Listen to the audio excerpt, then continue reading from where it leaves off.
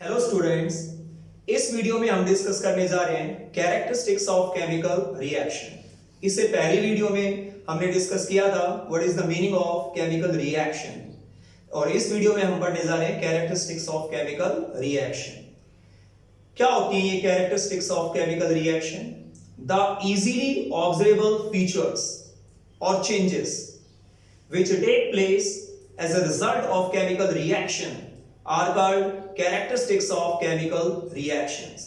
वे आसानी से ऑब्जर्व होने वाले चेंजेस या फीचर जो कि एक केमिकल रिएक्शन के दौरान होते हैं उन्हें हम कहते हैं कैरेक्टरिस्टिक्स ऑफ केमिकल रिएक्शंस.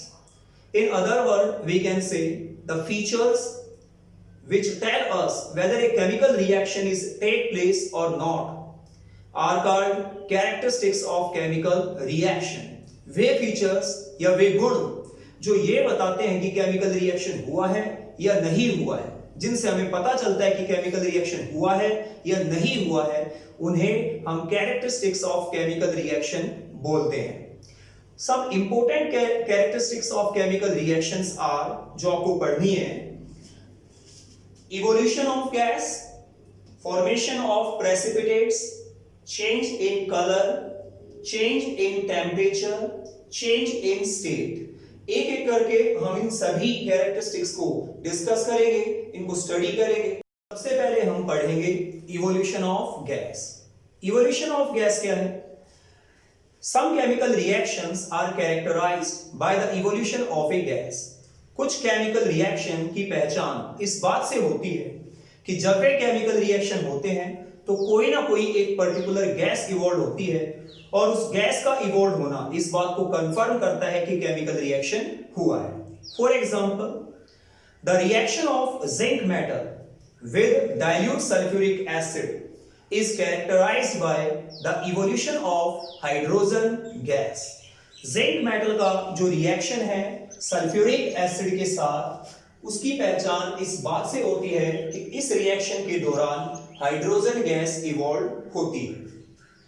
ये जिंक का सिंबल है, जिंक मेटल, और जिंक हमने यहां पे टुकड़ों के रूप में रखा हुआ है, ग्रैन्यूल्स, पीसेस के रूप में. हमने जिंक का रिएक्शन कराया डाइल्यूट सल्फ्यूरिक एसिड के साथ. सल्फ्यूरिक एसिड का फॉर्मूला होता है H2SO4. यह है सल्फ्यूरिक एसिड. जब जिंक मेटल का रिएक्शन सल्फ्यूरिक एसिड के साथ होगा तो जिंक सल्फेट, ये साल्ट बनेगा, जिंक सल्फेट, और इवॉल्व होगी हाइड्रोजन गैस. हाइड्रोजन गैस बनेगी, हाइड्रोजन गैस. यहां पे ये एरो जो ऊपर की तरफ है, इसका मतलब है एस्केप आउट, यानी हाइड्रोजन गैस बनी और एस्केप आउट हो गई. ये सिंबल्स मैं आपको बताता रहूंगा, एग्जाम में पूछ लिए जाते हैं तो आप इन्हें ध्यान से सुनें. तो यहां पे हाइड्रोजन गैस का इवॉल्व होना इस बात को कंफर्म करता है कि केमिकल रिएक्शन हुआ है. हाइड्रोजन एक कलरलेस, ऑर्डरलेस, टेस्टलेस गैस होती है. मतलब ना इसका कोई कलर होता, ना कोई स्मेल होती, ना इसमें कोई टेस्ट होता. तो फिर हमें कैसे पता चला कि यहां पे जो गैस रिलीज हुई है वो हाइड्रोजन है? तो हाइड्रोजन गैस का एक टेस्ट है जो एग्जाम में पूछ लिया जाता है, what is the test for the hydrogen gas? और वो टेस्ट ये है: hydrogen is the only gas which burn with a pop sound, which burn with a little explosion. Hydrogen एकमात्र ऐसी गैस है जो जलने पर पॉप साउंड करती है, छोटा सा एक्सप्लोजन करती है, लिटिल एक्सप्लोजन करती है. तो ये टेस्ट है हाइड्रोजन गैस का. हाइड्रोजन एकमात्र ऐसी गैस है जो जलने पर पॉप साउंड प्रोड्यूस करती है, लिटिल एक्सप्लोजन करती है. हम एक एक्टिविटीज के द्वारा इस बात को समझेंगे.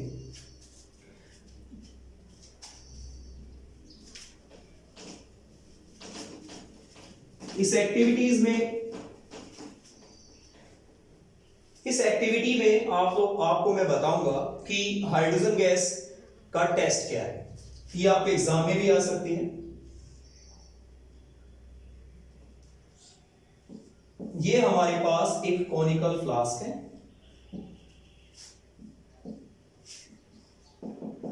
Conical flask. यहां पे हमने इस पे रबर कॉर्क लगाया हुआ है, रबर कॉर्क। हमने इसमें डाला हुआ है sulphuric acid, dilute sulphuric acid.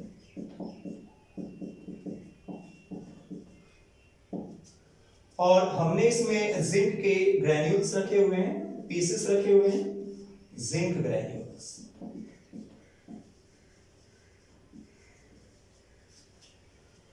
यहां पे रबर कोट में हमने ग्लास ट्यूब इंसर्ट की हुई है और इस ट्यूब के दोनों एंड्स ओपन है। इसका एक एंड ये है जो यहां पे ओपन है और दूसरा एंड सॉफ्ट सॉल्यूशन के अंदर है। ये सॉफ्ट सॉल्यूशन है, सॉफ्ट सॉल्यूशन। जब यहां पे जिंक मेटल का रिएक्शन सल्फ्यूरिक एसिड के साथ होगा तो एक गैस इवॉल्व होगी और वो गैस इस ट्यूब में से होती हुई यहां पे आएगी सॉफ्ट सॉल्यूशन में और बबल्स के रूप में बाहर आएगी। अब अगर मैं एक बर्निंग कैंडल को इस बबल के पास लेके आता हूं तो ये ब्रस्ट हो जाएगा और लिटिल एक्सप्लोजन के साथ ये ब्रस्ट होगा, पॉप साउंड के साथ ये ब्रस्ट होगा। तो bubble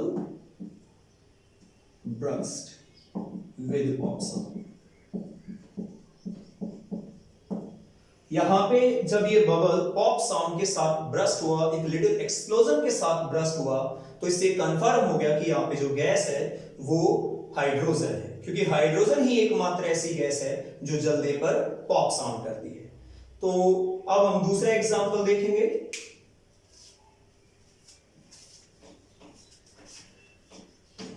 The reaction of sodium carbonate with dilute hydrochloric acid is characterized by the evolution of carbon dioxide gas। जो सोडियम कार्बोनेट है, अगर हम उसको रिएक्शन कराते हैं डाइल्यूट हाइड्रोक्लोरिक एसिड के साथ, तो यहां पे कार्बन डाइऑक्साइड गैस रिलीज होती है और कार्बन डाइऑक्साइड गैस का रिलीज होना इस बात को कंफर्म करता है कि यहां पे केमिकल रिएक्शन हुआ है। तो हमने सोडियम कार्बोनेट को Na2CO3, ये सोडियम कार्बोनेट का फॉर्मूला है, सोडियम कार्बोनेट। अगर हम इसको रिएक्शन कराते हैं डाइल्यूट हाइड्रोक्लोरिक एसिड के साथ तो HCl, ये हाइड्रोक्लोरिक एसिड का फॉर्मूला है, हाइड्रोक्लोरिक एसिड।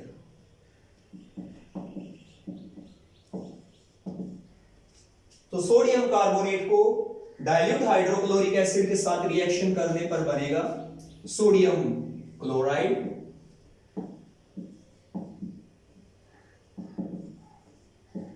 जो कि एक साल्ट होता है।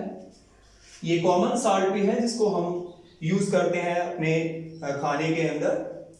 साथ में यहां पे वाटर बनेगा और इवॉल्व होगी और बनेगी साथ में carbon dioxide gas, carbon dioxide gas.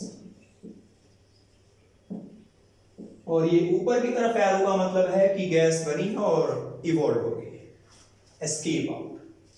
तो यहां पे इस रिएक्शन की पहचान इस बात से है कि जब ये रिएक्शन होगा तो कार्बन डाइऑक्साइड गैस बनेगी। कार्बन डाइऑक्साइड गैस का बनना इस बात को कंफर्म करता है कि केमिकल रिएक्शन हुआ है। कार्बन डाइऑक्साइड गैस भी एक कलरलेस, ऑडरलेस और टेस्टलेस गैस होती है। तो हमें कैसे पता चला कि यहां पे जो ये गैस बनी है वो कार्बन डाइऑक्साइड है? तो अब मैं आपको बताने जा रहा हूं test for the carbon dioxide gas. Carbon dioxide is the only gas which change the color of lime water, which turn the color of lime water milky।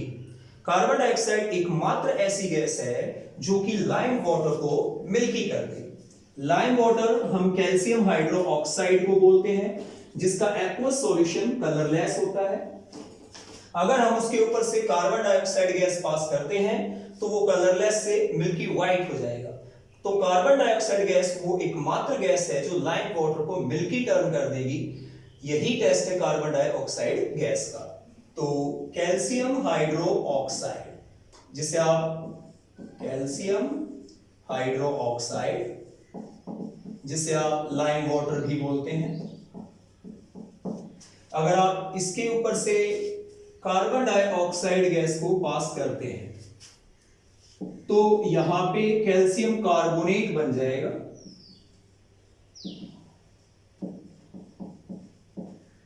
जो कि मिल्की वाइट होता है, और साथ में यहां पे बनेगा वाटर। तो कैल्शियम कार्बोनेट बिल्कुल मिल्की वाइट होता है, तो ये बनने के कारण जो कलरलेस कैल्शियम हाइड्रोक्साइड है वो मिल्की वाइट टर्न हो जाता है। एग्जाम में भी ये क्वेश्चन पूछ लिया जाता है कि why the colourless calcium hydroxide turn milky when carbon dioxide gas is passed over it.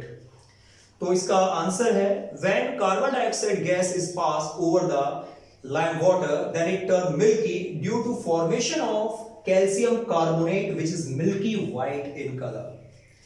अब यहां पे इस रिएक्शन को ही हम test for the hydrogen carbon dioxide gas बोलते हैं। अब हम डिस्कस करेंगे फॉर्मेशन ऑफ प्रेसिपिटेट्स। प्रेसिपिटेट की एब्रिविएशन है पीपीटीज। होते क्या है ये precipitate? The solid substance which separate out from the solution during a chemical reaction are called precipitates, and the reactions in which precipitates are formed are called precipitation reactions। Way solid substance या product जो solution में से separate हो जाते हैं उन्हें एक chemical reaction के दौरान उन्हें प्रेसिपिटेट कहते हैं, और जिन रिएक्शंस में प्रेसिपिटेट बनते हैं उन्हें प्रेसिपिटेशन रिएक्शन बोलते हैं। तो some chemical reactions are characterized by the formation of precipitate. For example, the shorring of milk. जब दूध फटता है तो सॉलिड पनीर बनता है जो सॉल्यूशन में से सेपरेट हो जाता है, और ये सॉलिड पनीर यहाँ पे प्रेसिपिटेट कहलाएगा, और शॉरिंग ऑफ मिल्क एक प्रेसिपिटेशन रिएक्शन है। कुछ और एग्जांपल हम देखेंगे, जैसे अगर हम पोटासियम आयोडाइड को, यह है पोटासियम आयोडाइड जिसका हमने एक्वस सॉल्यूशन लिया हुआ है, किसी भी चीज को पानी में घोल के उसका सॉल्यूशन बनाना एक्वस सॉल्यूशन कहलाता है। The solution in water is known as aqueous solution. जो पोटासियम आयोडाइड है उसका एक्वस सॉल्यूशन कलरलेस होता है। तो जब हम पोटासियम आयोडाइड को लेड नाइट्रेट के साथ PbNO3 ट्वाइस, ये लेड नाइट्रेट है जिसका हमने एक्वस सॉल्यूशन लिया हुआ है, और इसका एक्वस सॉल्यूशन भी कलरलेस होता है। तो जब हम पोटासियम आयोडाइड को लेड नाइट्रेट के साथ रिएक्शन कराते हैं तो यहां पे लेड आयोडाइड के येलो पीपीटी बनते हैं। ये लेड आयोडाइड है और इसके येलो पीपीटी बने। ये जो डाउनवर्ड एरो है इसका मतलब है सेपरेट आउट या गेट सेपरेट, मतलब प्रेसिपिटेट बने और सॉल्यूशन में से सेपरेट हो गए। इससे पहले मैंने आपको अपवर्ड एरो का मतलब बताया था, जिसका मतलब था एस्केप आउट, यानी गैस बनी और इवॉल्व हो गई, एस्केप हो गई। ये सिंबल्स एग्जाम में पूछे जाते हैं तो आपको इनको ध्यान रखना है। तो यहां पे लेड आयोडाइड के येलो पीपीटी बनेंगे, साथ में यहां पे बनेगा पोटासियम नाइट्रेट, पोटासियम नाइट्रेट। और पोटासियम नाइट्रेट का जो एक्वस सॉल्यूशन होता है वो भी कलरलेस होता है। तो आपने देखा कि जब हम पोटासियम आयोडाइड को लेड नाइट्रेट के साथ रिएक्शन कराते हैं तो लेड आयोडाइड के येलो पीपीटीज बनते हैं, साथ में पोटासियम नाइट्रेट बनता है। यहां पे लेड आयोडाइड के येलो पीपीटी बनने का मतलब है कि केमिकल रिएक्शन हुआ है। तो इस रिएक्शन की पहचान इस बात से है कि इसके दौरान लेड आयोडाइड के येलो पीपीटीज बनते हैं। अब हम एक और एग्जांपल से इस बात को समझेंगे। देखिए, जब हम लाइम वाटर पे से कार्बन डाइऑक्साइड गैस को पास करते हैं तो वहां पे कैल्शियम कार्बोनेट के व्हाइट पीपीटीज बनते हैं। और कैल्शियम कार्बोनेट के व्हाइट पीपीटी बनने का मतलब है कि रिएक्शन हुआ है। तो लाइम वाटर हम कैल्शियम हाइड्रोक्साइड को बोलते हैं, कैल्शियम हाइड्रोक्साइड, आप इसे ही लाइम वाटर बोलते हैं, जो कि कलरलेस होता है। इसका एक्वस सॉल्यूशन कलरलेस होता है। तो जब हम लाइम वाटर पे से कार्बन डाइऑक्साइड गैस को पास करेंगे तो यहां पे कैल्शियम कार्बोनेट के येलो व्हाइट पीपीटी बनते हैं। यह है कैल्शियम कार्बोनेट और यहां पे बने हैं इसके व्हाइट पीपीटीज, साथ में यहां पे बनेगा वाटर। तो यहां पे जो कैल्शियम कार्बोनेट है उसके व्हाइट पीपीटी बनने का मतलब है कि केमिकल रिएक्शन हुआ है। तो लाइम वाटर पे से जब कार्बन डाइऑक्साइड गैस को हम पास करते हैं तो यहां पे कैल्शियम कार्बोनेट के व्हाइट पीपीटी बनते हैं, जिसका मतलब है कि यहां पे केमिकल रिएक्शन हुआ है। अब एक और एग्जांपल से हम इस बात को समझेंगे। अगर हम बैरियम क्लोराइड को सल्फ्यूरिक एसिड के साथ रिएक्शन कराते हैं तो वहां पे बैरियम सल्फेट के व्हाइट पीपीटी बनते हैं, और बैरियम सल्फेट के व्हाइट पीपीटी बनने का मतलब है कि वहां पे केमिकल रिएक्शन हुआ है। तो अगर हम सल्फ्यूरिक एसिड को H2SO4, ये है सल्फ्यूरिक एसिड, डाइल्यूट है। अगर हम डाइल्यूट सल्फ्यूरिक एसिड को बैरियम क्लोराइड के साथ रिएक्शन कराते हैं, यह है बैरियम क्लोराइड, तो ये हमने एक्वस लिया हुआ है। तो यहां पे बनेंगे बैरियम सल्फेट के व्हाइट पीपीटीज, बैरियम सल्फेट, यहां पे इसके व्हाइट पीपीटीज बनेंगे,